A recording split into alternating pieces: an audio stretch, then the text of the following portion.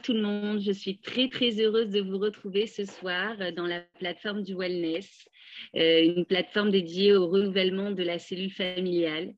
Et ce soir, nous avons Claire Dahan. Bonsoir Claire. Bonsoir Yardena. Je suis très heureuse de t'avoir avec nous ce soir. On a vraiment de la chance.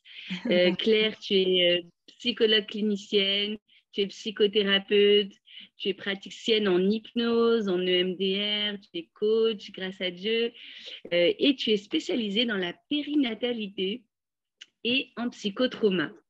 Et ce soir, tu vas nous parler sur la grossesse et les bouleversements psychologiques. Alors, est-ce que tu peux te présenter et nous dire un petit peu et démarrer la conférence?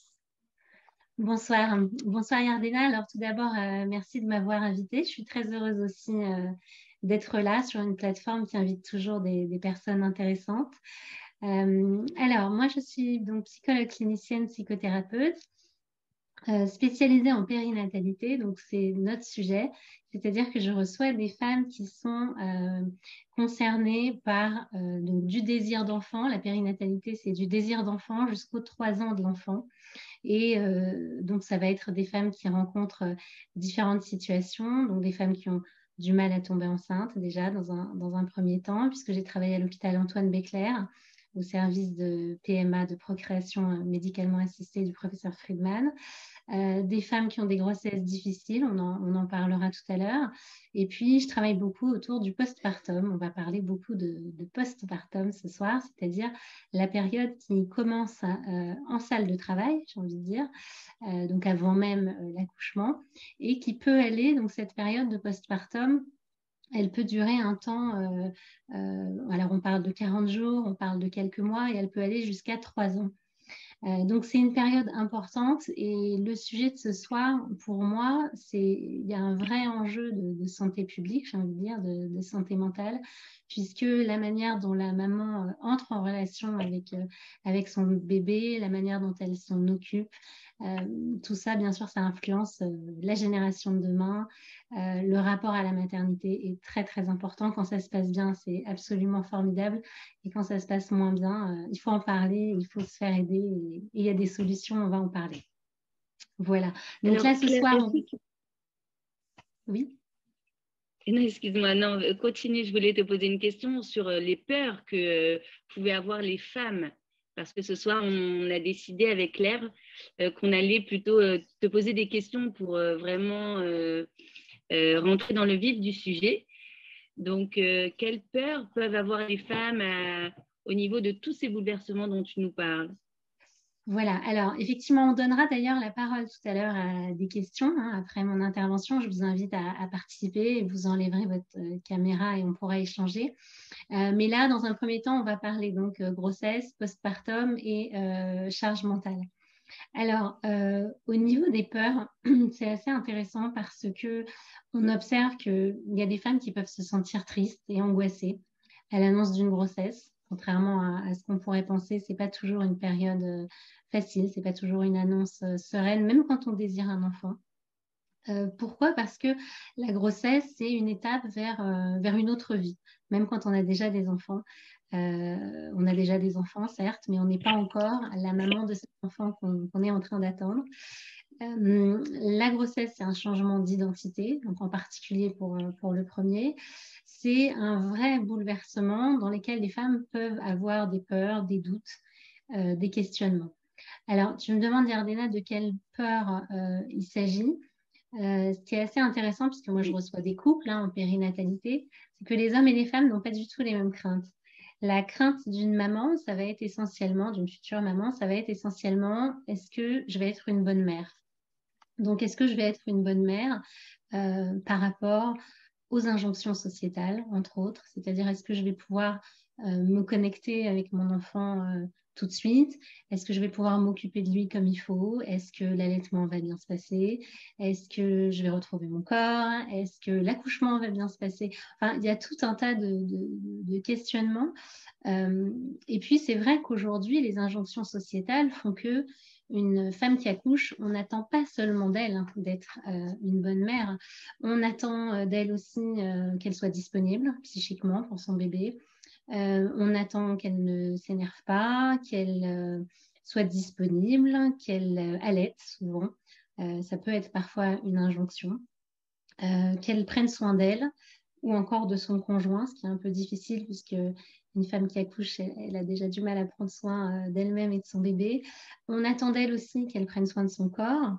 Donc on parlera tout à l'heure de l'influence des réseaux sociaux, mais c'est vrai que lorsqu'on voit des femmes retrouver leur ligne très rapidement, ça peut mettre la pression à d'autres.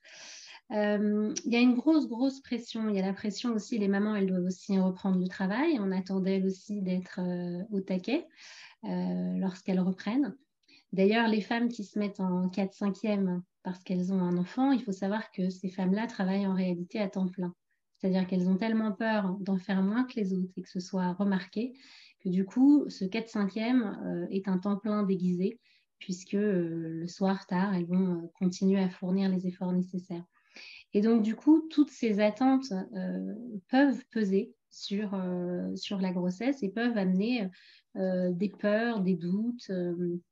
Alors, on a parlé tout à l'heure en aparté, il y a aussi les peurs de la douleur, les peurs de la douleur de l'accouchement, les peurs des soins, qui se traitent très bien en hypnose, puisque je suis aussi praticienne hypnose. Et c'est important d'écouter justement toutes ces peurs et de pouvoir trouver des solutions, de pouvoir en parler avec des professionnels. Alors, quels sont il y a plusieurs cas de figure. Tu veux me poser une question, Yardena? Et je voulais te demander à partir de quel moment, Claire, tu penses qu'on on doit consulter, puisqu'il y a tout un chamboulement, à partir de quel moment il est important d'aller consulter, voir quelqu'un? Alors, le fait d'appréhender une grossesse dans une bonne dose, c'est normal, j'ai envie de dire. Le fait d'être un peu stressé par sa grossesse, c'est normal, c'est un événement, c'est quand même pas rien. Mais, parce qu'en effet, toute grossesse, elle a un inconnu, ça comporte une part d'inconnu. Mais parfois, c'est une anxiété qui va être invalidante. Alors, quand est-ce qu'elle est invalidante? Elle est invalidante quand elle gâche la vie au quotidien, quand il y a des cauchemars, on ressasse, voilà, on ressasse plusieurs peurs, quand elle génère ce qu'on appelle de l'anxiété chronique. Là, il faut consulter. Mais il y a des contextes aussi, c'est-à-dire qu'il y a des femmes, par exemple, un enfant attendu longtemps, puisque moi je travaille beaucoup avec les femmes qui ont du mal à tomber enceinte. Un enfant attendu longtemps, généralement, contrairement à ce qu'on pourrait penser, ça génère plus d'anxiété. Pourquoi? Parce qu'un enfant qu'on a attendu longtemps, on l'a beaucoup idéalisé. D'abord, ça c'est la première chose. C'est que quand on parlera tout à l'heure des parcours de PMA, mais quand on a fait tellement d'efforts pour avoir un bébé, eh bien, on se met aussi la pression, on se dit, il faut vraiment que je sois au top, ce bébé que j'attends depuis 10 ans, il faut que je puisse être au rendez-vous. Et puis un enfant attendu longtemps, généralement, ce sont des femmes qui sont un peu plus âgées. Et donc, les femmes qui sont un peu plus âgées sont aussi plus au fait des risques. Elles sont plus conscientes de toute la part, on va dire, d'imprévus, de risques. Alors, dans ces cas-là, c'est vrai qu'une femme aura peut-être besoin d'être un peu plus rassurée que d'autres. Il y a les contextes de vie aussi, c'est-à-dire qu'une grossesse, elle peut intervenir dans des moments compliqués de la vie, dans des séparations, après un deuil, dans des conditions de précarité, par exemple des femmes qui seraient sans emploi. Je pense à des grossesses qui peuvent intervenir aussi quand il y a un changement de pays, des femmes qui s'installent à l'étranger, qui viennent d'arriver, qui tombent enceintes et qui n'ont pas encore leur repère. Et on sait que la grossesse, c'est un bouleversement au niveau des repères. Et il y a autre chose aussi que j'observe parmi les femmes qui viennent me consulter, ce sont des personnes qui ont déjà eu des accouchements qui ne se sont pas très bien passés, qui n'ont pas pris le temps vraiment d'en parler, ou voilà, elles ont un petit peu refoulé tout ça. Et puis, une prochaine grossesse va réveiller ces peurs. Donc, tout ça, on est d'accord qu'il y a quand même un contexte qui est particulier, qui n'est pas courant. Et à ce moment-là, quand on sent que vraiment on a des questionnements qui sont trop importants, trop envahissants, ce moment-là, on parle d'anxiété chronique, d'anxiété pathologique, entre guillemets, eh bien, c'est bien d'aller consulter. Et d'ailleurs, consulter, c'est pas forcément direct un psy, hein. Moi, je pense par exemple aux sages-femmes qui jouent un rôle extraordinaire. Les sages-femmes, on les consulte, alors bien sûr dans les grossesses, mais aussi après, hein, pour les suites de couches. Et la sage-femme, elle joue un rôle très important dans la grossesse parce qu'elle informe, parce que c'est une femme déjà, parce que dans cette rencontre avec la sage-femme, c'est un peu quelque chose, c'est aussi un lieu de confidence. Et dans un premier temps, des professionnels peuvent soulager l'anxiété. On n'est pas obligé d'aller tout de suite voir un psy. Mais en tout cas, ce qui est sûr, c'est qu'une femme qui a des peurs en rapport avec sa grossesse, il faut qu'elle en parle. Il faut qu'elle accepte que parfois, on puisse avoir des questionnements, on puisse avoir des doutes et que c'est OK, c'est pas grave. Voilà un peu pour quand l'appréhension devient, on va dire, un peu trop présente. Alors, il y a autre chose parmi ces situations un peu complexes, c'est les grossesses non désirées. On en parlait tout à l'heure, Yardena. Les grossesses non désirées, c'est un peu un sujet tabou. Et puis, c'est vrai qu'une femme, quand elle est enceinte, on attend d'elle qu'elle soit heureuse. On attend d'elle. D'ailleurs, on dit « Ah, tu attends un heureux événement. » C'est pas toujours un heureux événement selon les situations de la vie. Alors, ça le devient, mais en tout cas, l'annonce, elle n'est pas toujours comme ça. Et moi, je pense que les femmes qui refusent leur grossesse, qui ont des grossesses non désirées, elles ont certainement de bonnes raisons. Mais ce qu'il faut savoir, c'est qu'à partir du moment où elles le verbalisent, à partir du moment où elles disent « mais j'en veux pas », alors elles sont en chemin pour accepter ce qui leur arrive. Mais si elles restent avec cette anxiété, avec cette culpabilité, souvent avec ce sujet un petit peu tabou, mais comment ça? Eh bien, c'est sûr qu'elles vont pas pouvoir aller mieux. Voilà, donc il y a dans la parole, on dit que les mots soignent les mots, M-A-U-X. Dans la parole, il y a quelque chose qui est extrêmement important et qui est libérateur. Parfois, il suffit de mettre des mots dessus. Alors, ça peut être une amie, un parent, la sage-femme, des professionnels. Et puis, si on sent que c'est pas suffisant, ça peut être un professionnel. Et merci Claire, c'est incroyable ce que tu dis, c'est tellement important. Et que penses-tu de la facilité à l'accès à l'information aujourd'hui avec les réseaux? Est-ce que c'est une bonne chose pour les grossesses? Alors, tu parles de l'accès à l'information qui est facilité par tout ce qu'on a sur Internet, hein, c'est bien ça? Exactement. Alors, c'est vrai que c'est intéressant parce qu'on pourrait penser que la surinformation rassure. C'est vrai que nos grands-mères, elles n'en savaient pas autant. Il y avait le Laurence Pernou, tout le monde avait ça, et c'est tout. Paradoxalement, moi, ce que j'observe, c'est que la surinformation, elle embrouille les gens, en fait. Elle embrouille les futures mamans. Ça génère plus de questions que de réponses et ça peut mener la future maman à être un peu perdue. Je pense par exemple au blog, au groupe Facebook, au Doctissimo, etc., etc. Ça peut être très anxiogène. D'abord, il faut savoir que lorsqu'on a des expériences positives et négatives, on va plus facilement parler des expériences négatives. C'est-à-dire les femmes qui vont très bien, qui vivent des grossesses magnifiques, elles n'ont pas forcément le réflexe d'aller partager cette information avec le plus grand nombre. Donc, il y a quelque chose, il y a un biais cognitif, on appelle ça en psychologie, qui fait que on attache plus d'importance aux mauvaises nouvelles qu'aux bonnes, j'ai envie de dire. Et donc, dans les partages d'expériences, on n'a pas forcément les meilleurs partages d'expériences. Ça, c'est pour ce que racontent les femmes entre elles. Maintenant, au niveau de l'information à proprement parler, on sait que plus on regarde de sites internet, plus on va voir des informations et plus elles ont une chance d'être contradictoires, ces informations. Et donc, alors ça peut être vraiment des choses très basiques, comme est-ce qu'il faut allaiter comme ci ou comme ça? Est-ce qu'il faut mettre l'enfant sur le dos ou sur le ventre? Est-ce qu'il faut le laisser pleurer? Est-ce qu'il faut reprendre la crèche rapidement ou pas rapidement? Mais c'est sûr que plus je cherche et plus je vais trouver des infos contradictoires. Moi, ce que je dis toujours aux mamans, c'est à un moment donné, faites comme vous voulez. C'est-à-dire que la relation avec le bébé, c'est une relation unique entre une maman et son enfant.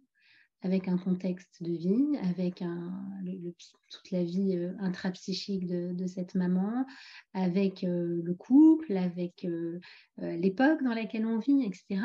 Et il y a quelque chose qui s'instaure, qui demande que les mamans, à un moment, elles prennent un petit peu confiance en elles et qu'elles se disent, OK, je ne suis pas certaine que c'est comme ça qu'il faut faire, mais je vais faire. Je vais faire et puis je vais gagner en confiance. Il faut savoir aussi que l'inconscient pendant la grossesse est extrêmement important. Les femmes enceintes, d'ailleurs, font énormément de rêves. S'il y a des personnes parmi nous qui ont déjà été enceintes, j'imagine que ça vous parle. L'imaginaire est très, très abondant. Et donc, le fait de se dire, je sais faire, je peux faire, je m'autorise à faire, quitte à faire des erreurs, eh bien, c'est super important pour ce que ça a comme impact dans l'inconscient, parce que ça veut dire, je m'autorise, moi, à être une maman. Et moi, je vois des femmes qui posent beaucoup de questions sur comment il faut faire, mais elles posent des questions à tout le monde, en fait, hein, aux psy, aux médecins, à leurs copines, à leur mère, à leur belle-mère. Et du coup, elles n'arrivent pas à prendre des initiatives. Elles n'arrivent pas à prendre leur place de maman. Et ces freins qu'elles se mettent au niveau de l'inconscient, elles ont un impact sur la relation mère-enfant, elles ont un impact sur les liens qui vont se créer et qui sont très importants. Si, Claire, c'est fascinant ce que tu nous dis. Et alors, je sais que tu es spécialiste dans le postpartum aussi. Est-ce que tu peux nous dire, c'est vraiment, il y a beaucoup de questions dessus, est-ce que tu peux nous dire déjà en quoi ça consiste le postpartum? Qu'est-ce que c'est et quels sont vraiment les effets et comment s'y prendre un petit peu dans cette situation? Alors, le postpartum, qu'est-ce que c'est? Donc, c'est la période qui commence à la salle d'accouchement ça peut aller jusqu'aux 3 ans de l'enfant. Qu'est-ce que c'est que cette chose? On appelle ça d'ailleurs le 4e trimestre ou le mois d'or. Ça fait pas très longtemps qu'on parle vraiment du postpartum, mais tout le monde est d'accord sur le fait que le début est compliqué. Le début est complexe, le début est important. Et le postpartum, c'est un remaniement dans la vie d'une femme. Alors, un remaniement sur plusieurs points de vue, hein. Bien évidemment sur le psychisme, sur le rythme de vie, hein. C'est vrai que dès qu'on dort moins et dès qu'on est fatigué, eh bien, notre vie change. Des remaniements sur le couple, sur le sommeil, sur la sexualité. À propos de sexualité d'ailleurs, bon ça c'est un sujet à part entière qui mériterait qu'on s'y attarde, mais on ne dit pas assez que le postpartum, c'est un corps qui souffre, c'est un corps qui est abîmé. Les femmes, pendant leur grossesse, on va leur parler beaucoup de l'accouchement, on va leur parler beaucoup du bébé, mais on va très peu leur parler de leur corps d'après. Et d'ailleurs, souvent, c'est ce qu'elles disent, c'est-à-dire qu'on s'occupe d'elles beaucoup pendant la grossesse, on les chouchoute, on les materne même, en fait. Tout le monde est aux petits soins. Mais ensuite, c'est comme si l'attention était portée sur le bébé et qu'elle se retrouvait seule face à ce corps qui change. Et le corps qui change implique des choses dans le psychisme. Alors, le corps qui change, qu'est-ce que c'est? Eh bien, bien sûr, il y a la fatigue, il y a le ventre, il y a les vergetures, il y a une cicatrice de l'épisiotomie éventuellement, il y a le périnée qui est distendu, il y a tout un tas de choses, enfin, tout ce que tout le monde connaît et dont on ne parle pas beaucoup, en fait. On parle pas assez du postpartum. Encore une fois, on va parler beaucoup du bébé, mais pas tellement de ce qui se passe chez la mère. Et c'est sûr qu'à propos de sexualité, bien, la femme, pour qu'elle s'autorise à donner à son corps du plaisir, elle doit d'abord se réapproprier son corps. Et ça prend un temps. Des hommes aussi peuvent avoir justement du mal à se représenter leur femme comme autre chose que l'hôtel 5 étoiles qui a abrité leur futur enfant. Et donc, tout ça, ça prend un peu de temps. Il faut se laisser le temps et parler aussi de ces choses-là. Et d'ailleurs, ça fait partie de la pression psychologique des mamans. Je pense par exemple aux médias. Les médias sont pleins de messages implicites, Léna. C'est-à-dire que quand il y a des pubs sur les magazines, un mot veut toujours dire un autre mot. Alors, on dit par exemple, retrouvez votre sexualité après l'accouchement. Et alors, cette phrase-là, elle me fait toujours sourire parce qu'elle est pleine d'implicites. D'abord, ça sous-entend qu'on la retrouve, exactement pareil, comme avant. Ça sous-entend que quand est-ce qu'on doit la retrouver? Tout de suite, dans 1 mois, dans 3 mois? Il y a pas mal de... Qu'est-ce que ça veut dire retrouver? Ça sous-entend aussi qu'une bonne femme, c'est aussi une femme qui a su être mère et conserver sa féminité, conserver sa façon d'être disponible pour son mari.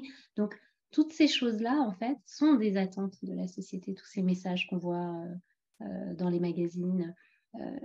Ça pèse aussi, ça, sur la maman, le fait de devoir retrouver son corps, de devoir être séduisante, de devoir, voilà, comme je disais tout à l'heure, repartir au travail, toutes ces choses-là. Et ça, c'est important, c'est aussi quelque chose dont il faut parler, me semble-t-il. Et c'est une période, le postpartum, qu'il faut soutenir, chacun à son niveau. On peut soutenir le postpartum. Je pense que le postpartum, c'est une vraie révolution, non seulement dans le corps d'une femme, mais aussi dans cette famille, dans ce couple. Et il faut soutenir cette révolution pour que les parents puissent la traverser du mieux que c'est possible. Alors, pour certains diront, oh, mais tu sais, c'est rien, on oublie après. Alors, c'est vrai, certains oublient. Et puis, pour d'autres, eh bien, non. Pour d'autres, chacun est unique, chaque situation, chaque ressenti. Pour d'autres, certaines femmes me consultent pour un 2e enfant, par exemple, et elles me disent, mais c'est pas possible, je vais pas y arriver, j'ai un tel souvenir, je pensais que j'avais oublié, mais maintenant que je suis enceinte, je me rends compte que c'est effrayant. J'avais pas imaginé que ça pouvait être aussi difficile. Donc, ce qu'il faut savoir, c'est que dans l'entourage des amis, dans l'entourage des professionnels, on peut faire beaucoup pour soulager le postpartum. Alors, on va quand même faire une petite mise au point. Le baby blues, c'est normal. Le baby blues est lié à la chute d'hormones, c'est 70 à 80% des femmes.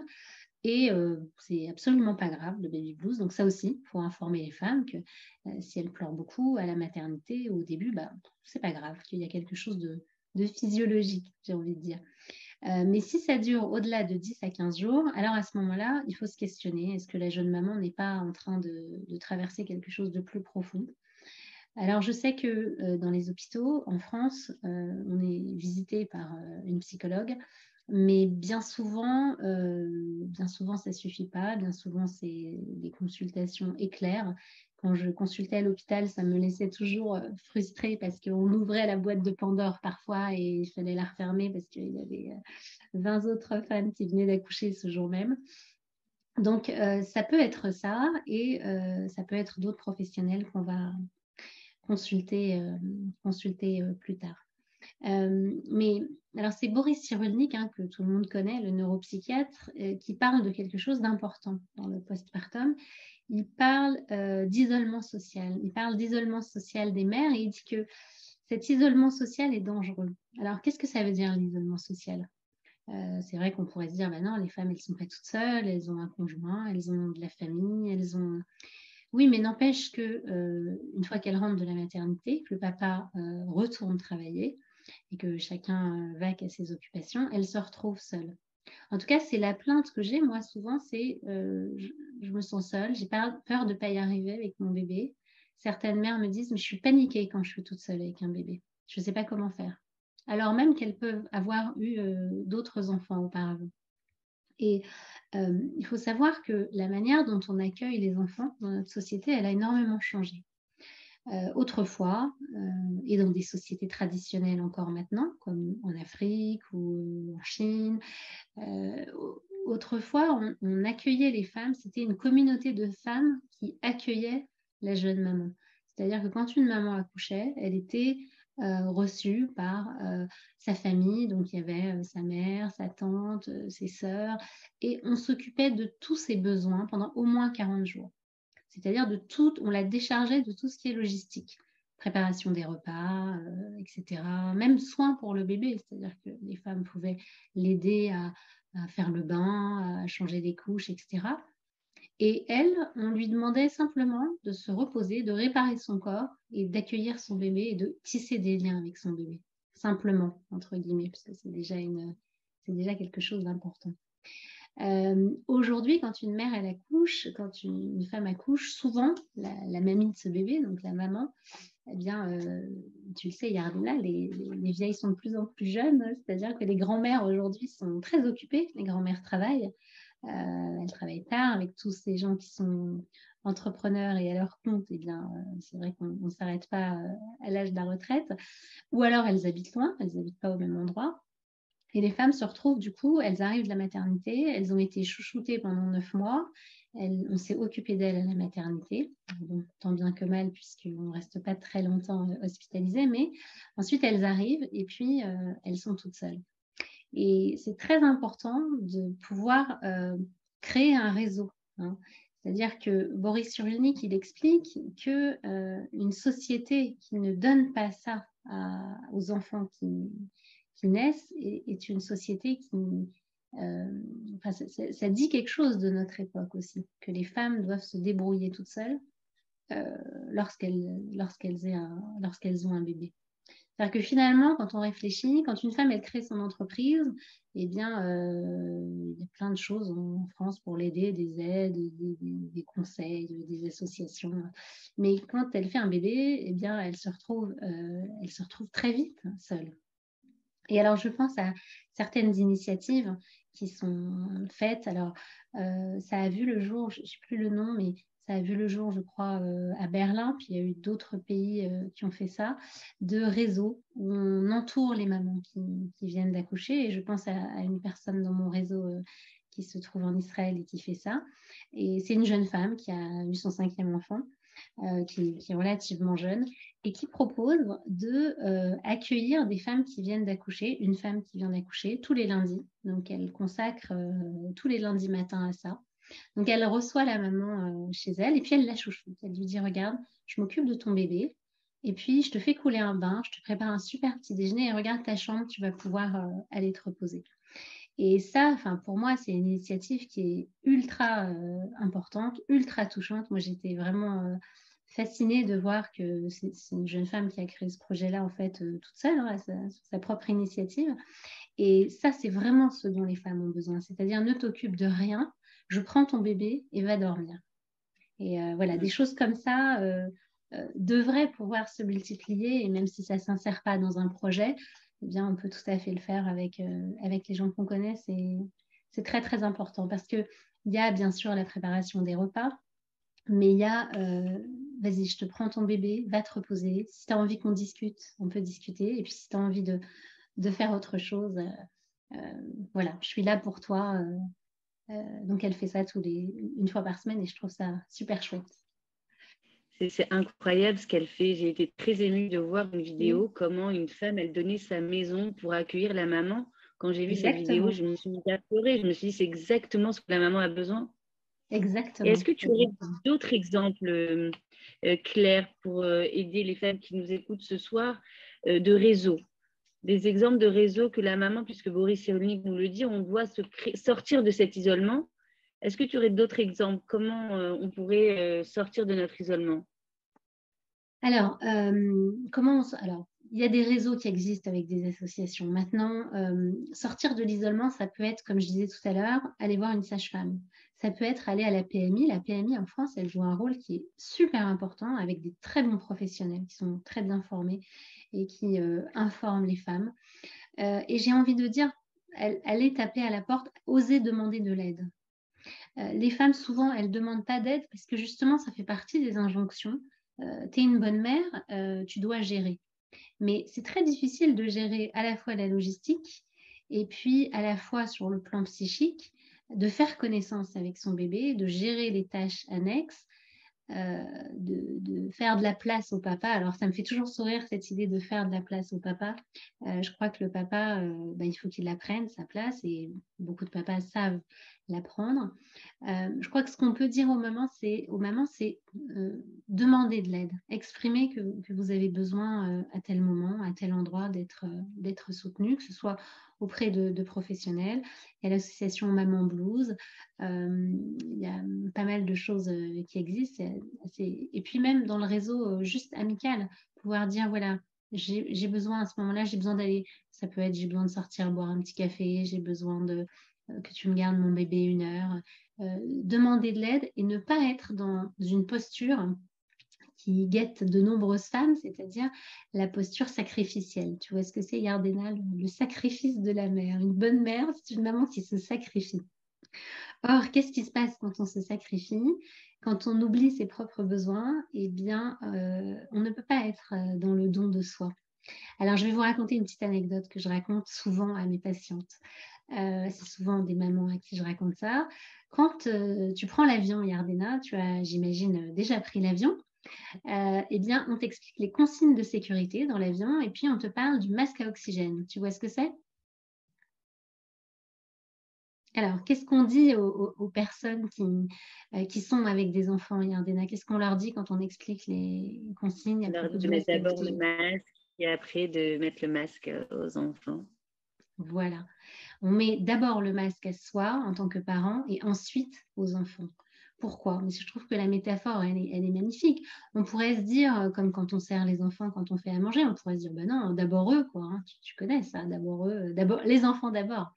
Eh bien non, parce qu'en fait, si tu mets le masque à tes enfants d'abord et qu'ils mettent mal ou qu'il t'arrive quelque chose entre-temps, bah, tu t'étouffes et tu peux plus t'occuper d'eux. Et donc, on insiste bien là-dessus. Vous mettez d'abord le masque à oxygène. Et une fois que vous êtes oxygéné, à ce moment-là, vous pouvez mettre le masque à l'autre. Et vraiment, c'est une image que j'aimerais bien que vous gardiez en tête, celles qui m'écoutent. À partir du moment où on s'oxygène, on peut oxygéner l'autre. Et cette histoire de sacrifice, être dans le don de soi, oui. Être dans l'abnégation de soi, dans l'oubli de ses propres besoins, non. Parce qu'à un moment donné, ce sacrifice, il nous revient en pleine figure et on n'y arrive pas. Alors, il y a une auteure auquel je pense, qui est sociologue, qui a écrit un livre que peut-être certaines d'entre vous connaissent et qui s'appelle Le postpartum. Alors, je ne me souviens plus du titre exact, c'est Ilana Weizmann. Yardena, je me permets de faire entrer quelqu'un qui est en train d'attendre. Voilà. Donc, elle a écrit un livre sur le postpartum que j'encourage vraiment des personnes à lire, des femmes à lire. Et elle explique en fait que le postpartum, c'est quelque chose qui est invisible dans nos sociétés. Elle parle de cette invisibilité. Alors, comment elle a écrit ce bouquin? Bon, déjà, elle-même, elle raconte son parcours, donc une dépression postpartum, mais elle a mis du temps à se rendre compte qu'elle était en dépression. Et puis, elle raconte aussi qu'il y a une pub qui était passée, une pub par une société qui faisait des produits d'hygiène postnatale. Et cette publicité a été retirée aux États-Unis parce qu'elle a été jugée trop explicite. Et elle dit, mais en fait, c'était une publicité qui montrait une femme en train d'aller aux toilettes, de se changer. Alors, bien sûr, il n'y avait pas les parties intimes, etc. Mais ça sous-entendait que ça pouvait être pas très glamour, ce côté-là. Et elle dit qu'à partir du moment où on ne parle pas de postpartum, les femmes ne peuvent pas en parler. Les femmes ne peuvent pas s'exprimer sur quelque chose dont on ne parle pas, dont la société ne parle pas. Et elle explique que lorsqu'elle a lancé un hashtag sur les réseaux sociaux, Mon postpartum, donc pour partager son expérience, elle a reçu des milliers de témoignages et de partages d'expériences. Donc elle a pris la parole, elle a beaucoup écrit sur le sujet, à la fois dans son livre, et elle parle justement de l'impact de cette période sur la femme, sur sa sphère familiale, sur sa sphère conjugale, sur sa sphère sociale, professionnelle. Et le fait de libérer la parole a permis à de nombreuses femmes d'accepter que ça pouvait être difficile. Alors, j'accepte encore une personne, il y a un principe en psychothérapie qui m'est cher, c'est l'acceptation précède le changement. Pourquoi c'est très important d'être dans l'acceptation? Pourquoi? Parce que c'est quand on accepte que quelque chose va mal qu'on peut ensuite trouver des solutions. Alors, ça me fait penser, par exemple, à une demande que j'ai souvent dans un autre domaine en tant que psychologue et coach. Souvent, les gens viennent me voir en me disant « Je viens vous voir parce que je n'ai pas confiance en moi ». Donc, ça peut être « J'ai pas confiance en moi pour postuler, faire un entretien de recrutement, un homme qui viendrait me voir, j'ai pas confiance en moi pour rencontrer une femme, ou bien j'ai pas confiance en moi en tant que maman. Alors, ces personnes viennent me dire, eh bien, s'il vous plaît, aidez-moi à retrouver confiance en moi. Et lorsque j'aurai confiance en moi, alors je saurai faire telle et telle chose. Alors, je leur explique qu'en fait, c'est tout l'inverse. Hein. L'acceptation, c'est j'accepte que j'ai pas spécialement confiance en moi, mais personne n'a la science infuse. Je fais. Et ensuite, c'est quand je fais que j'observe les changements. C'est le fait de se lancer. En fait, la confiance en soi, elle a d'abord une dimension comportementale, avant cognitive.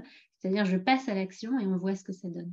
Il faut que les femmes, elles s'autorisent dans leur rapport à la maternité à faire ce qu'elles pensent qu'il faut faire. Et puis, au risque de se planter, alors, c'est Freud qui disait de manière très rigolote, faites ce que vous voulez avec vos enfants, de toute façon, vous aurez tort. De toute façon, ils vous le reprocheront. Donc, simplement de se lancer et puis de faire du mieux que possible. Et ensuite, c'est ça qui donne confiance en soi. En tout cas, je vous invite, le livre d'Ilana Weisman est extrêmement intéressant sur le postpartum. C'est un livre, à mon avis, qui devrait être lu avant d'avoir des enfants, avant même d'envisager une grossesse. C'est toujours dommage parce qu'on lit toujours ça après coup, mais il y a un vrai enjeu de pouvoir expliquer aux femmes enceintes, voilà ce qui vous arrive et c'est pas grave, voilà ce qui va vous arriver, voilà, ça va être compliqué, un corps fatigué, ça va être compliqué. On sait que la fatigue, c'est l'ennemi numéro 1 après l'accouchement. Quand on est fatigué, on a tendance aussi à dramatiser, à moins être capable de réfléchir, de se concentrer, de prendre des bonnes décisions. Et donc leur expliquer, mais si c'est difficile, c'est normal et c'est pas grave du tout. Tout le monde est passé par là et tu pourras me demander de l'aide. Tu pourras solliciter de l'aide à la société en général, à tes amis, à ton conjoint, aux professionnels, aux médecins. Et c'est OK que ce soit difficile. Voilà. C'est tellement important de demander de l'aide. C'est vraiment quelque chose qu'on n'ose pas faire. Pour nous, on doit être forte, on ne doit pas demander de l'aide. Mais Claire, excuse-moi de te demander, tu as parlé aussi des femmes que tu suis qui ont du mal à tomber enceinte. Et est-ce que tu peux nous en dire plus, s'il te plaît? Oui, alors dans le cadre des femmes que je suis justement en PMA, les personnes viennent me voir parce qu'elles font des traitements. Et donc je vais expliquer un petit peu ce que c'est qu'un parcours PMA, mais elles font des traitements et puis elles ne savent pas si ça va marcher ou pas. Voilà, ça c'est le grand dilemme, la grande point d'interrogation. Est-ce que ce qu'on fait, est-ce que tous les moyens qu'on se donne vont aboutir à un résultat? Le plus compliqué étant les infertilités inexpliquées. C'est-à-dire qu'on sait qu'il y a des infertilités qui sont dues soit à des difficultés d'ovulation ou des difficultés d'ovocytes, des réserves ovariennes qui est faible, soit du côté de l'homme par rapport aux spermatozoïdes, à leur mobilité, à leur quantité. Mais il y a des infertilités qui sont inexpliquées. Et c'est celles-là qui sont souvent les personnes que je rencontre, puisque finalement, faute de trouver une raison médicale, on les envoie chez le psy. Ce que j'essaye de travailler avec ces femmes-là et qui est assez subtil, c'est de pouvoir expliquer que dans la vie, on a une obligation de moyens, mais pas de résultats. Et ça, c'est difficile parce que qu'est-ce que ça veut dire une obligation de moyens? C'est-à-dire que moi, femme qui veut avoir un enfant, j'ai l'obligation, entre guillemets, ou en tout cas, je me donne les moyens. C'est-à-dire, je fais tout ce que la science me dit de faire, les fécondations in vitro, les inséminations artificielles, etc. Mais par contre, l'obligation de résultat, ça n'existe pas. C'est-à-dire que c'est pas parce que je fais tout ce qu'il faut faire que forcément le résultat va être positif. Et alors, c'est un grand dilemme qu'ont ces femmes-là. Est-ce que j'y crois ou est-ce que j'y crois pas? Par exemple, parfois, elle me dit, mais si j'y crois à ma fille et que ça ne marche pas, ben, je vais être encore plus déçue. Alors, bien sûr qu'il faut y croire parce que se donner les moyens, c'est aussi y croire. Je vais peut-être revenir un petit peu en arrière pour ceux qui ne connaissent pas très bien qu'est-ce que c'est qu'un parcours PMA. Donc, la PMA, la procréation médicalement assistée, c'est plusieurs choses. Donc, on a l'insémination artificielle qui consiste à prélever le sperme, à sélectionner les meilleurs et à le remettre ensuite chez la femme. On a les fécondations in vitro où là, ça se fait en 3 étapes. On ponctionne l'ovocyte de la femme, on prélève les spermatozoïdes et ensuite on mélange en éprouvette et on va remettre cet embryon. Et puis, il y a également on parle aussi de dons d'ovocytes, dons de sperme. Donc, lorsque la réserve ovarienne est trop faible, on peut avoir recours à des dons de gamètes. En tout cas, c'est un parcours du combattant, et ça, il faut le savoir. C'est un parcours du combattant pour plein de raisons. D'abord parce que la femme reçoit énormément d'hormones lorsqu'elle est dans un parcours de PMA, et les hormones ont un impact sur son psychisme, sur son transit, sur son sommeil. C'est le parcours du combattant parce que quand on travaille, ça prend énormément de temps de faire tout ça. Donc, une fois qu'il y a l'injection d'hormones au quotidien, il y a des prises de sang à faire pour voir si les oestrogènes montent bien.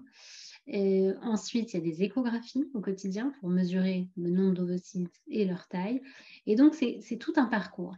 Et souvent, les femmes, elles me disent, mais j'ai peur d'y croire. Si j'y crois et que ça ne marche pas, eh bien, j'ai envie de dire, la moindre des choses, c'est d'y croire. Parce que sinon, comment on peut faire tout ça si on n'y croit pas? Donc, la phrase que je leur répète toujours, c'est intégrer la notion d'obligation de moyens et pas de résultat.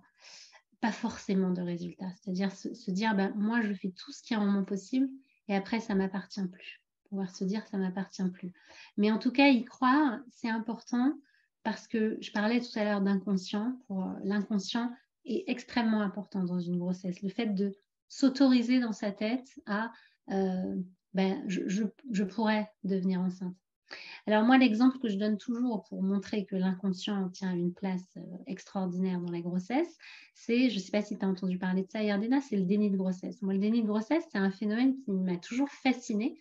Je voulais d'ailleurs faire mon mémoire là-dessus, mais il n'y avait pas assez de femmes concernées pour pouvoir avoir un échantillon de population significatif. Le déni de grossesse, si vous savez ce que c'est, bien, c'est qu'une femme, elle ne sait pas qu'elle est enceinte parce qu'elle va avoir ses règles pendant la grossesse et puis elle n'a pas de nausées, elle ne grossit pas, etc. Alors évidemment, en général, il y a des histoires. Hein, ce n'est pas anodin qu'une femme ne se rende pas compte qu'elle est enceinte.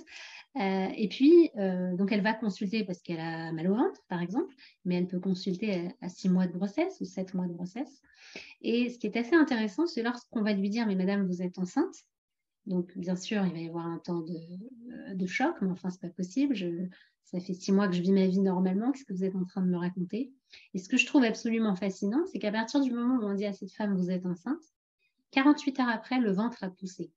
Et ça, pour moi, c'est vraiment quelque chose, mais qui interpelle aussi tous les médecins. C'est le mystère de la nature. Comment c'est possible qu'un bébé dans le ventre pendant 6 mois, où est-ce qu'il se niche? Alors ça, je ne sais pas. Ça, c'est vraiment un truc de dingue, comme je dis.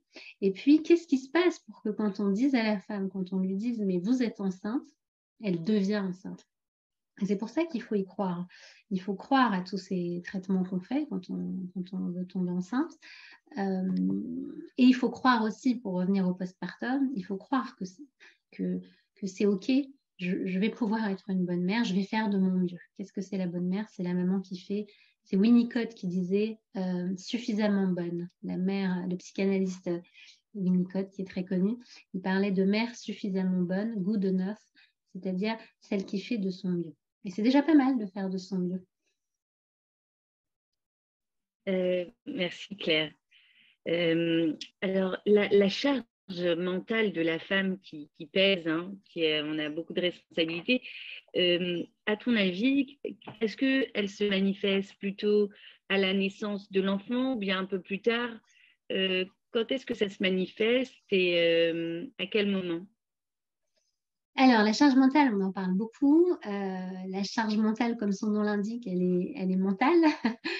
C'est-à-dire que la charge mentale, c'est pas seulement ce que j'ai à faire, mais c'est le fait que j'y pense. Donc, en vrai, la charge mentale, elle peut commencer même pendant la grossesse, quand, par exemple, c'est la femme qui va réfléchir à est-ce que le contenu de ma valise, est-ce qu'il est prêt? Est-ce que j'ai acheté tout le trousseau, etc. Donc, la charge mentale, elle peut commencer à la grossesse et j'ai envie de dire qu'elle peut continuer après, pendant longtemps. C'est très intéressant, ces histoires de charge mentale. La charge mentale, ce n'est pas ce que j'ai à faire, c'est le fait d'y penser. C'est il faut que je pense à. Et d'ailleurs, ça crée toujours on va dire, des malentendus entre hommes et femmes parce que certains hommes disent « mais je ne comprends pas, pourquoi tu ne me demandes pas ?» Mais justement, si je te demande, j'y pense. Et si j'y pense, j'ai de la charge mentale. Hein, à chaque fois, c'est toujours un dialogue de sourds. Et c'est Emma, l'illustratrice, qui a beaucoup écrit sur la charge mentale. Je vous invite à regarder ses bandes dessinées.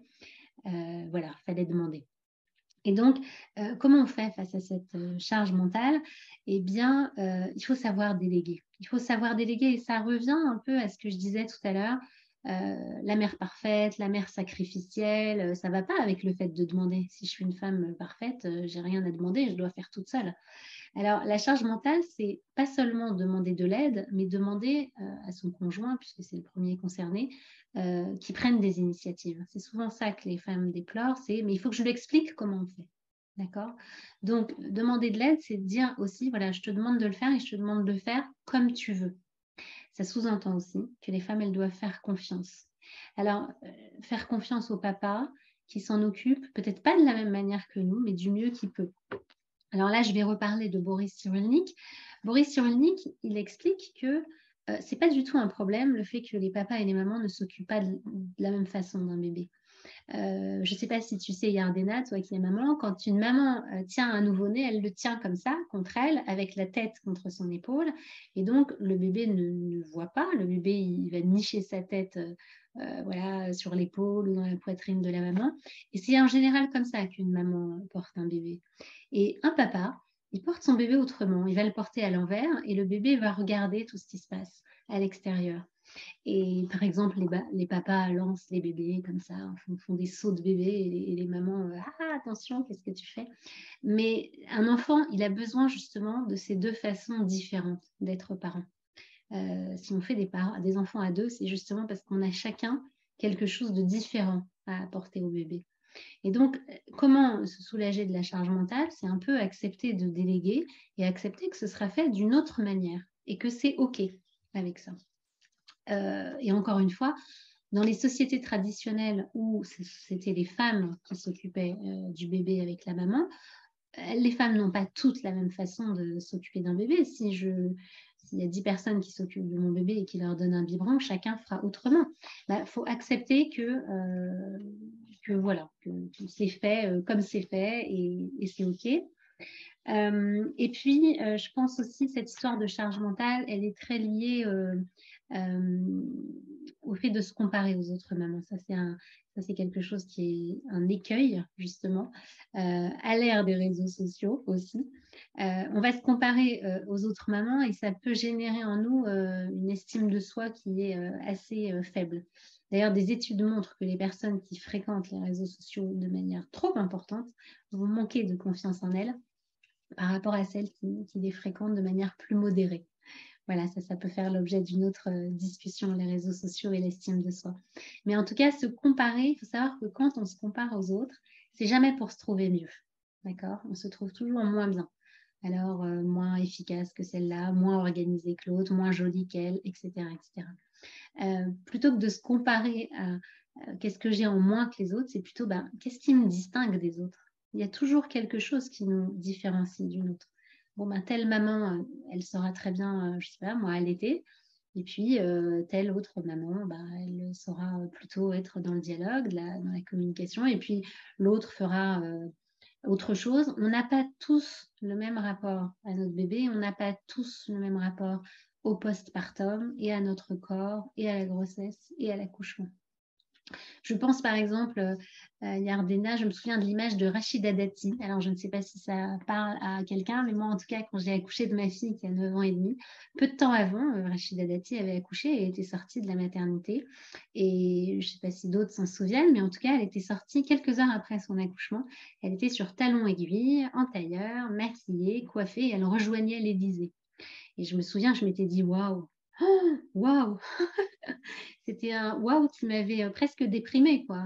Je me rappelais, j'ai 2 enfants, je me rappelais que déjà pour la première, c'était fatigant, j'avais un peu plus d'âge et je me disais, mais c'est pas possible. Et il faut savoir que ce genre d'images mettent une pression terrible sur les femmes et ne rendent pas service à toutes celles qui veulent reprendre leur travail et prolongent un petit peu leur congé mat. parce que c'est pas facile justement d'avoir cette image qui est complètement surréaliste, hein. C'est même sur le plan médical, c'est pas normal d'être sur des talons aiguilles quelques heures après un accouchement, quand bien même c'était une césarienne, me semble-t-il. Mais c'est le genre d'images qui peuvent tracasser les femmes et se dire je ne suis pas à la hauteur, je ne suis pas à la hauteur. Alors évidemment, ce cas de Rachida Dati, il est un peu fort, mais j'entends souvent cette peur de ne pas être à la hauteur, qui fait que parfois certaines mamans ont peur de se retrouver au début seules avec leur bébé. Ah oui, c'est impressionnant. Et je crois, Claire, que tu as travaillé avec le syndrome de l'imposteur. Oui. Est-ce que les femmes qui manquent de confiance, tu penses qu'elles souffrent plus du syndrome de l'imposteur? Est-ce que tu peux d'abord nous expliquer qu'est-ce que le syndrome de l'imposteur et quel est le rapport entre le syndrome de l'imposteur et la confiance en soi? Oui, alors le syndrome de l'imposteur, c'est un phénomène qui m'intéresse beaucoup, qui a été étudié d'ailleurs sur les femmes, hein, en premier lieu, même si aujourd'hui on sait que ça concerne aussi les hommes. Alors, le syndrome de l'imposteur, pour ceux qui ne savent pas ce que c'est une tendance à attribuer ses réussites au hasard. Par exemple, si j'ai réussi telle chose, c'est un hasard. Si j'ai eu cette promo, c'est un hasard. J'y suis pour rien. Si j'ai eu cet examen, c'est parce qu'il était facile. Mais par contre, à s'attribuer la faute de ses échecs. Mais par contre, si je me suis plantée, c'est à cause de moi. Et puis, c'est aussi un sentiment d'illégitimité. Je ne mérite pas les éloges et les compliments qu'on va faire sur moi. Et la peur d'être démasquée, ça c'est la troisième composante, c'est-à-dire on va se rendre compte que je suis nulle. Et le syndrome de l'imposteur, s'il a été étudié au début dans la sphère professionnelle, donc une femme par rapport à son travail, il concerne aussi la capacité à être aimée, la capacité à être une bonne mère. Et donc, les mamans me disent, mais en fait, je fais semblant de savoir m'occuper de mon bébé, mais en fait, je suis nulle, je ne sais pas du tout m'en occuper. Et on va s'en rendre compte. Donc, la PMI va s'en rendre compte, mon conjoint va s'en rendre compte, la sage-femme va s'en rendre compte. On va s'en rendre compte, je vais être démasquée. On va se rendre compte que je suis dans une imposture, en fait. Et oui, effectivement, le syndrome de l'imposteur, c'est une manifestation du manque de confiance en soi et ça peut beaucoup freiner les femmes. Alors, ça peut leur faire deux choses, le syndrome de l'imposteur. Soit ça peut les empêcher de prendre des initiatives en se disant mais j'ai tellement peur de mal faire que je fais rien. Soit au contraire, et c'est très intéressant, ça peut leur donner l'occasion de fournir 3 fois plus d'efforts que nécessaire. C'est-à-dire pour faire une tâche qui serait, on va dire, classique, normale, eh bien, elles vont déployer plein d'efforts parce qu'elles vont être sûres que sinon, elles seront nulles. Et comment est-ce qu'on se sort du syndrome de l'imposteur? Il faut accepter qu'on est en chemin. Moi, j'aime bien cette phrase, je suis en chemin. C'est-à-dire, la vie, elle n'est pas binaire. Elle n'est pas je suis nulle ou je suis formidable. La vie, c'est chaque jour, je suis en chemin. Chaque jour, j'apprends sur tout et même sur ma capacité à être mère. Et il ne faut pas croire que être mère, c'est difficile que quand on accouche. Être mère, c'est difficile même quand les enfants sont grands, même quand les enfants sont adultes. On fait de notre mieux et on est en chemin. Et je crois qu'il faut être un petit peu indulgent à l'égard de soi-même. Voilà, alors ça peut être en postpartum, je viens d'accoucher, j'ai déjà du mal à gérer, bah tant pis, ma maison c'est le foutoir, ou mon enfant, bah, j'ai un peu de retard sur le bain, ou voilà, accepter qu'on est en chemin. Ça peut être dans l'éducation, ben, j'accepte que je teste des choses. Je ne suis pas certaine que ça va marcher, mais je teste des choses, j'apprends. Je suis en perpétuelle construction, je suis en devenir. Et puis, il faut arrêter de vouloir la perfection et la position sacrificielle. Donc, la perfection n'est pas de ce monde. Et puis, le sacrifice, c'est pas bon pour les femmes et c'est pas bon pour les bébés non plus et pour les enfants. Parce que justement, la position sacrificielle nous ferait dire 10 ans après à nos enfants, regarde, à cause de toi, tout ce que j'ai pas fait. J'ai arrêté de travailler, je sortais plus, je me suis occupée de toi H24, j'ai demandé de l'aide à personne et puis j'en peux plus. Voilà, je me suis trop sacrifiée pour toi. Ben, les enfants, quand ils entendent ça, souvent ils disent, mais moi je t'ai rien demandé, hein, maman. Et ils ont bien raison. Donc en fait, c'est s'occuper de soi, encore une fois la métaphore du masque à oxygène, s'occuper de soi permet de s'occuper des autres. Donc il y a vraiment quelque chose à travailler autour de cette perfection. on n'est pas parfait, mais on est perfectible, et heureusement, et on est en chemin. C'est-à-dire que tous les jours, on fait mieux. On voit que d'un enfant à l'autre, on peut être très différente. Et puis, on voit qu'avec un même enfant, on peut être très différent d'un jour à l'autre, d'un mois à l'autre. Et il faut s'accepter avec bienveillance, avec indulgence et avec amour et acceptation de soi. Magnifique, c'est juste magnifique. Tu as dit des choses qui sont en nous, mais qu'on n'a pas mis des mots dessus. Et tu l'as dit de manière tellement lucide et claire. Ça fait du bien. Ça fait du bien d'entendre ça.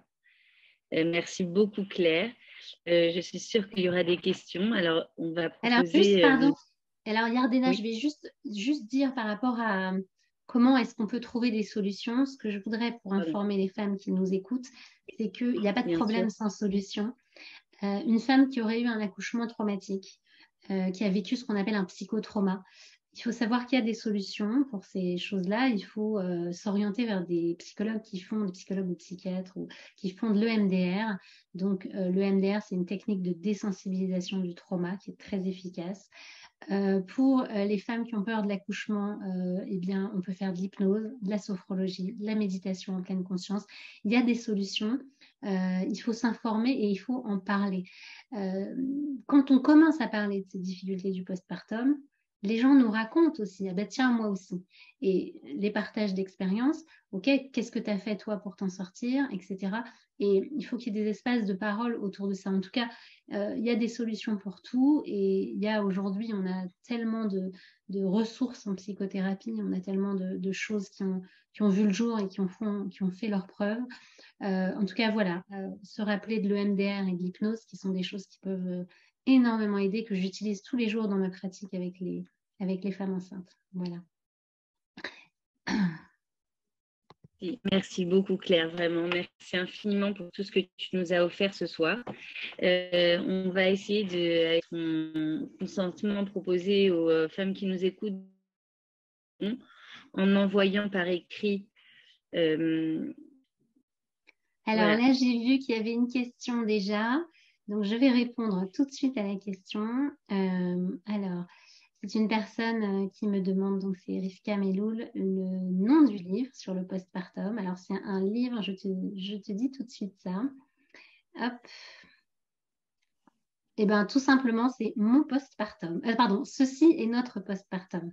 Pardon. Ceci, alors je vais l'écrire peut-être à tout le monde. Donc, elle m'a posé la question. Alors, voilà, ceci est notre postpartum. Ilana. Hop. Et Maidman. Et puis, je suis en train de lire un livre aussi. Alors, je vous le montre.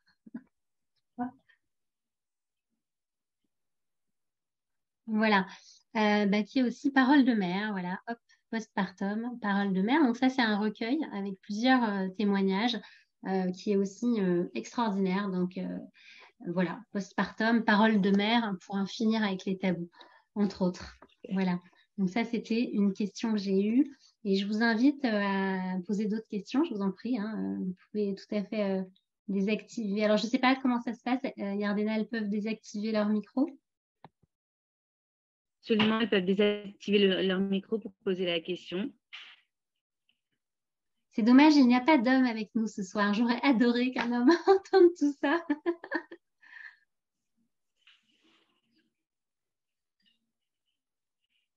Voilà, elles peuvent réactiver le son. Est-ce que vous pouvez réactiver le son, mesdames? Voilà, je vous invite, je vous en prie à poser des questions. Ou toi, peut-être, Yardena, si tu as des questions, n'hésite pas. Voilà, en tout cas, on a ce petit temps qui est prévu. C'est un sujet qui est dense, c'est difficile de raconter tout en 1 heure. Mais bon, en même temps, on ne va pas vous prendre la journée. Alors, oui.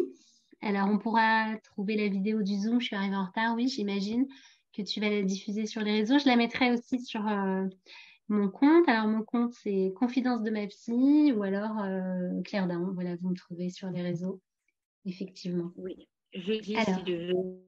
Voilà. mon mari a tout écouté, génial. Eh bien, est-ce que votre mari a une question? Mais je suis très contente en tout cas que... Hop, non, ça va. Ok, alors est-ce que quelqu'un a une question ou est-ce que toi tu as une question, Yardena? Je t'en prie, n'hésite pas.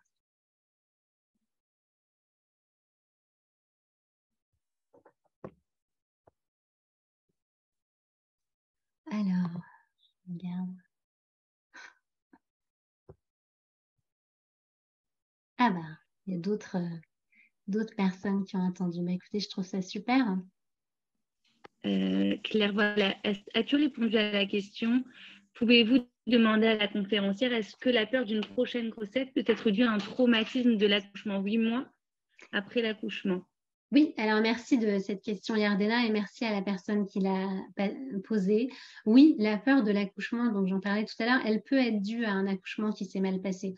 Donc, un accouchement qui s'est mal passé, ça veut dire quoi? C'est soit il s'est mal passé au niveau, il y a eu des complications, soit je pense au diagnostic anténatal, c'est-à-dire j'ai reçu une patiente à qui on avait annoncé une malformation chez son bébé qui finalement s'est très bien portée, mais elle a vécu avec cette crainte toute la grossesse. Et ça peut être aussi un accouchement qui s'est mal passé, boum, un accouchement pardon, qui s'est mal passé au niveau psychique, c'est-à-dire une femme qui va c'est pas un baby blues qu'elle a fait, mais c'est une véritable dépression postpartum. Donc tout ça font que effectivement la grossesse d'après, il peut y avoir des craintes liées au trauma. Donc ça c'est du psychotrauma et c'est de ça que je parlais tout à l'heure, de la possibilité de faire de l'EMDR pour travailler justement, pour revenir sur l'épisode de la grossesse qu'on aura peut-être refoulé hein, après l'accouchement, parce que c'est vrai que quand une femme accouche, ben, ce que je disais tout à l'heure, elle a tendance à s'oublier et elle passe à autre chose, elle ne va pas forcément consulter. Et en EMDR, on peut tout à fait, traiter ça, revenir sur l'épisode et puis essayer de comprendre ce qui s'est joué. Après, je rajoute une chose, c'est que la grossesse d'un premier enfant, elle renvoie beaucoup à la relation avec sa mère, parce que la première maman qu'on a connue, c'est la nôtre. Alors, je pense aux personnes qui ont soit perdu un parent, perdu leur mère, soit des personnes qui ont pu avoir, des personnes qui ont pu être adoptées, qui ont pu être confiées en famille d'accueil, soit des personnes qui ont des relations très conflictuelles. Ça aussi, ça peut générer la peur de l'accouchement, la peur de devenir mère, justement. Voilà un peu, je ne sais pas si j'ai répondu à la question de la personne.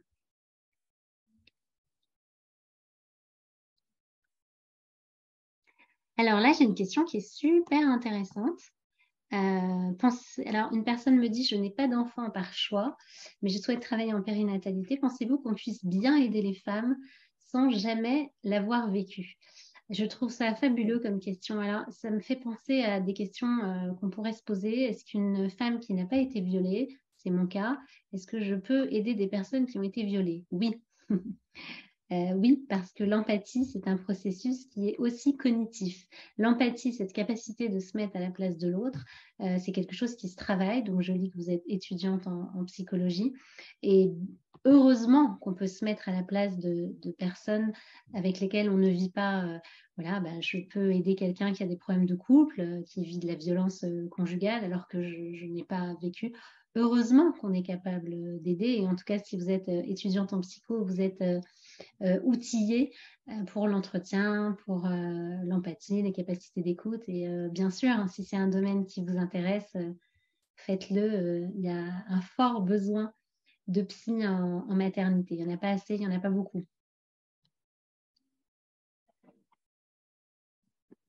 Alors, hop, est-ce que... On me demande de te féliciter pour te dire qu'elles ont adoré la conférence, passionnées par la psycho et maman d'un 4e bébé, puis d'un mois. Je le reconnais totalement. Merci infiniment, Super. Claire. Super, avec plaisir. Avec plaisir. Est-ce que quelqu'un d'autre a une question? Alors, ça peut être sur la grossesse, ça peut être sur le postpartum, ou même une question. Il se trouve que j'ai pas mal fréquenté les maternités, donc même une question avec plaisir, si vous avez quelque chose. Alors, j'en profite aussi, tout à l'heure, j'ai parlé d'allaitement et ça me fait penser à quelque chose. Dans cette injonction de la mère parfaite, il y a aussi l'injonction de l'allaitement. Alors, moi, je trouve ça formidable, l'allaitement. Mais en ce qui me concerne, j'ai fait le choix d'allaiter mon premier enfant et pas mon deuxième, et ça m'appartient. Et c'est OK aussi. C'est-à-dire que connaître ses limites, c'est quelque chose d'important parce que ça a été important pour moi, pour la deuxième, de pouvoir récupérer plus vite pour différentes raisons. Mais l'allaitement, c'est quelque chose qui doit être fait, c'est un choix qui doit être fait en âme et conscience, pas parce qu'on veut faire bien. C'est vrai que l'allaitement, c'est formidable, c'est mieux pour la maman, pour l'enfant. Et parfois, c'est pas possible et c'est OK aussi que ce soit pas possible. Donc, par rapport à ces injonctions, il y a aussi dans la préparation à l'accouchement, voilà, dans l'encouragement à l'allaitement, il peut y avoir quelque chose de l'ordre de la pression. Il y a certaines mamans qui sont en mesure d'allaiter, d'autres non. Et c'est OK parce que la meilleure maman qui soit, c'est celle que vous avez envie d'être. Absolument. Alors, je regarde. Qu'est-ce qu'il y a d'autres questions? Je vous en prie, n'hésitez pas. Donc, dans le Zoom, ou si vous voulez prendre la parole, ou dans l'espace de discussion en privé, c'est bon aussi. Alors, je vous remercie pour cette question. Ok. Alors, une maman qui dit j'accouche, j'ai 2 enfants, j'accouche dans 1 mois. Ben déjà, que tout se passe bien. Félicitations, on pense à vous. Et j'ai l'impression de ne pas être vraiment prête psychologiquement. J'ai pris un rythme avec les 2. J'appréhende un peu d'avoir un nouveau rythme. Ça rejoint un peu ce qu'on a dit, hein, c'est-à-dire que c'est pas parce que j'ai déjà eu des enfants que je suis forcément une mère prête. Une mère, même qui attend son 9e enfant, elle est dans la découverte, elle sait ce que c'est qu'être une maman de 1 ou 2 ou de 3. Donc, vous avez 2 enfants, le 3e, effectivement, c'est une nouveauté. Et j'ai peur de ne pas être prête psychologiquement. Écoutez, c'est le fait que vous le disiez, j'ai peur de ne pas être prête. C'est important parce qu'effectivement, on n'est pas toujours prête à être maman. Et puis, vous allez le devenir. Le fait d'en parler, ça veut dire, voilà, vous êtes en train de prendre conscience que c'est un rythme qui est différent, qu'il peut y avoir de l'appréhension. Et c'est normal parce qu'avec les enfants, on trouve un peu son rythme de croisière et parfois, on trouve son rythme de croisière et bim, il y en a un autre. Eh bien, vous allez trouver aussi votre rythme de croisière. Il faudra un temps d'adaptation. N'hésitez pas à demander de l'aide. Et si à la maternité, on vous dit « Mais comment ça, ma petite dame, vous ne savez pas comment il faut faire ?» Eh bien, répondez que non, vous ne savez pas comment il faut faire avec cet être-là parce que vous venez de faire connaissance avec lui et que chaque enfant est unique, chaque maternité est unique, chaque relation est unique. Et voilà, c'est OK aussi de se chercher un petit peu. Alors, je lis. Alors, vous parliez de sexualité après l'accouchement. Est-ce que c'est normal d'avoir une libido quasi zéro? Oui, c'est normal. Alors que j'ai accouché il y a presque 1 an, on m'a dit de prendre mon temps, etc. Oui, alors, il peut y avoir plusieurs raisons à une libido proche de zéro. La première, elle est médicale déjà. Donc, d'une part, je vous conseille d'aller voir un ostéopathe.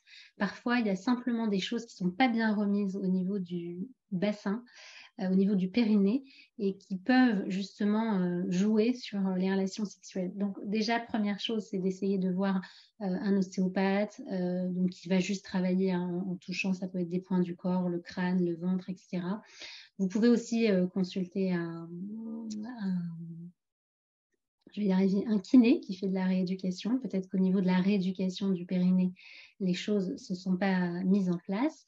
Et maintenant, il y a une composante psychique, c'est que quand on a un bébé, on a moins le temps. On a moins le temps, mais aussi on a moins... Qu'est-ce que ça veut dire je suis disponible? Dans le langage courant, je suis disponible, ça veut dire j'ai du temps. Mais ça peut pas être uniquement ça. Être disponible, c'est pas seulement avoir du temps, c'est avoir de l'espace. C'est-à-dire que pour penser à la sexualité, il faut à un moment donné avoir un espace à soi. Et alors, je ne sais pas si c'est votre premier enfant, j'ai mal lu, donc je vais remonter, tac, tac, j'ai accouché il y a 1 an. J'imagine que c'est votre premier enfant. Un premier enfant, ça bouscule pas mal, comme on a dit tout à l'heure, ses repères, son rythme. Et peut-être que pour l'instant, il n'y a pas de place pour ça chez vous. Alors, comme c'est vrai que ça fait 1 an, ce serait bien que vous regardiez un petit peu où vous en êtes. Donc, d'une part avec les professionnels de santé et puis peut-être avec un professionnel, un psychologue, un psychothérapeute. Peut-être qu'il y a quelque chose effectivement qui vous stresse, peut-être la peur de tomber enceinte, peut-être le fait de ne pas être disponible. C'est vrai que quand on a des relations sexuelles et qu'on a peur qu'un bébé se réveille, eh bien, ça peut aussi freiner. Donc, en tout cas, c'est pas grave du tout. C'est un motif de consultation très, très courant et fréquent. Il n'y a rien de grave. Mais je vous encourage, si ça rentre pas dans l'ordre avec l'intervention des professionnels de santé, je vous encourage à aller consulter un psy. Alors, j'ai une autre question, c'est que des questions passionnantes. Moi, tu sais, je vais passer la nuit ici, Ardena. Tu sais, moi, mes patientes périnatalité, je les appelle mes patientes chouchou. C'est ce que je préfère. Je trouve ça tellement beau d'être en rapport avec la vie. Alors, est-ce que le fait d'avoir été stressé, angoissé pendant la grossesse a des répercussions sur le bébé? Si oui, comment y remédier? Par exemple, le bébé est très nerveux, pleure beaucoup, ne s'endort pas tout seul. Alors, chère maman anonyme, eh bien, d'abord, il faut arrêter de culpabiliser. On a le droit d'être stressé et angoissé pendant la grossesse parce que vous avez aussi votre vie et qu'il vous est peut-être arrivé des choses pendant la grossesse qui vous appartiennent et c'est OK. Donc, c'est vrai que les psys parlent beaucoup des répercussions sur le bébé, mais je trouve ça un peu... Bien sûr que ça a des répercussions, mais attention à la culpabilité parce que, encore une fois, on fait de notre mieux et que vous avez certainement de bonnes raisons d'avoir été stressé et angoissé. Alors, merci pour cette question, parce que ça me permet de dire quelque chose qui est fondamental. Les bébés comprennent ce qu'on leur dit dès la naissance. J'ai travaillé dans un service qui accueillait des enfants, notamment des bébés qui accouchaient, qui étaient nés sous X. Vous savez que certaines mamans, c'est rare, mais ça arrive, accouchent sous X de manière anonyme, abandonnent leur enfant. Alors, abandonne, c'est pas forcément le bon mot, mais en tout cas, elles le confient. Elles le confient dans un parcours d'adoption. Et il faut que vous écoutiez ça parce que c'est absolument formidable. Il y a deux types de bébés lorsqu'ils sont confiés à l'assistance publique et confiés à l'adoption. Il y a les bébés qui vont bien, entre guillemets, autant que faire se peut. Et puis, il y a les bébés qui ont du mal à manger, qui vont avoir des eczémas, qui vont avoir des boutons partout, qui vont avoir des reflux et qui ne vont pas prendre 1 gramme malgré les biberons. Et quelle est la différence entre ces deux bébés? Ce sont les mots, en fait. Les mots MOTS. C'est-à-dire que quand un enfant est confié à l'adoption et que sa maman biologique ou bien le personnel va lui dire, écoute, tu sais, ta maman t'a mis au monde et puis elle n'a pas pu s'occuper de toi, mais comme elle veut le mieux pour toi, alors elle t'a confié à nous pour qu'on te trouve des parents qui t'aiment et qui s'occupent de toi. Eh bien, quand on dit ça à un bébé, c'est magique. Le bébé se met à manger et à grossir. Et je vous assure que c'est vrai, c'est des choses que j'ai vues de mes propres yeux et qui sont absolument magnifiques. Et pourquoi je vous raconte tout ça, maman anonyme, c'est que si vous avez été stressée et angoissée pendant la grossesse, eh bien, prenez votre bébé dans les bras et puis dites-lui, tu sais, pendant la grossesse, quand tu étais dans mon ventre, j'étais stressée, j'étais angoissée, j'étais parfois triste, mais je t'aime très fort et ça n'a rien à voir avec toi. Et je suis sûre qu'on va s'en sortir, toi et moi, on va trouver notre père, on va trouver nos marques. Donc, n'hésitez pas à lui dire que vous avez été stressé et que ça n'a rien à voir avec lui. Voilà. Alors, je ne sais pas si j'ai répondu. Il ne s'endort pas seul. Bon, ça fera l'objet d'un autre webinaire, Yardena. Alors, c'est juste magnifique. Comment? C'est juste magnifique ce que tu viens de nous dire. Alors, quelqu'un d'autre. Comment expliquez-vous que le deuil périnatal est encore un sujet très tabou de nos jours? Pourquoi pas une conférence à ce sujet par la suite? Alors ça, c'est un sujet en soi, hein, le deuil périnatal, on n'en parle pas assez. Il faut savoir que quand une maman fait une fausse couche ou perd un bébé à la naissance, même quand elle fait une fausse couche, le jour où elle a appris qu'elle est enceinte, c'est-à-dire à J plus 14 des cellules, il y a un processus de deuil. Surtout quand on attend un enfant depuis longtemps. Faut pas croire que parce que la grossesse elle a plus avancé, on est plus triste que si on est au début de grossesse.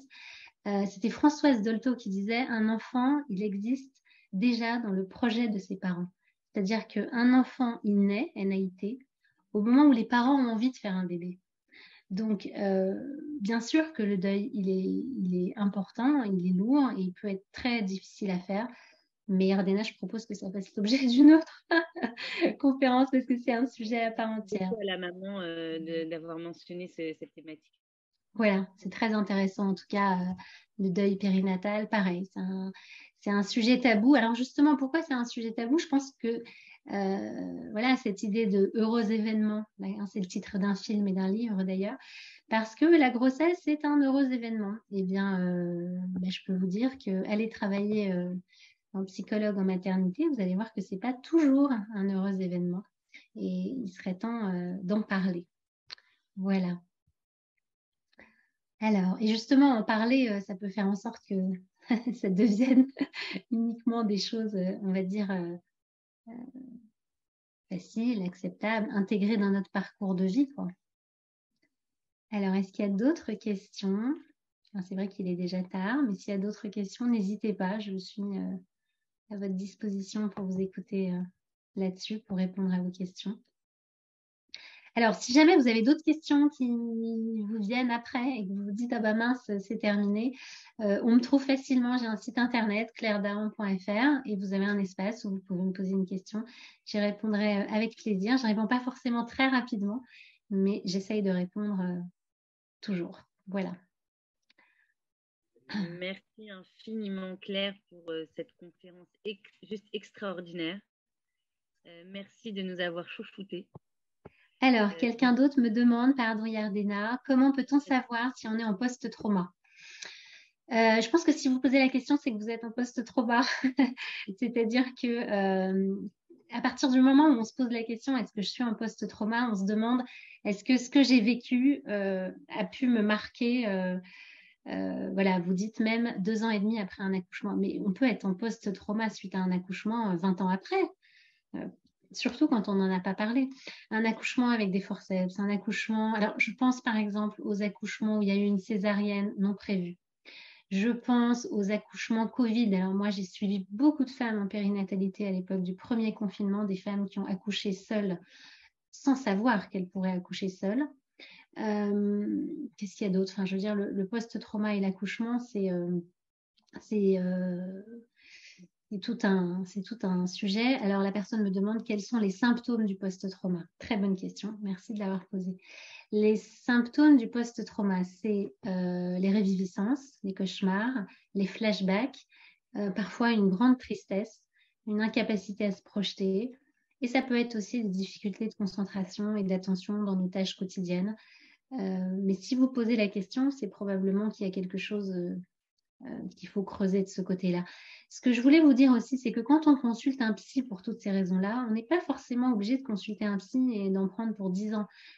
Quelques séances, ça fait du bien pour poser les choses, pour trouver un espace de parole. Et quelques séances peuvent tout à fait suffire. Ça va très vite pendant la grossesse, si c'est pendant la grossesse, vu que l'imaginaire et l'inconscient est en plein tourne à, on va dire, très fort. Donc, vous pouvez tout à fait même prendre 1 ou 2 séances et puis mettre des mots là-dessus. Ça vous fera du bien. Voilà. Ça marche, n'hésitez pas. Alors, je pense qu'on est bon. Si quelqu'un d'autre a une autre question.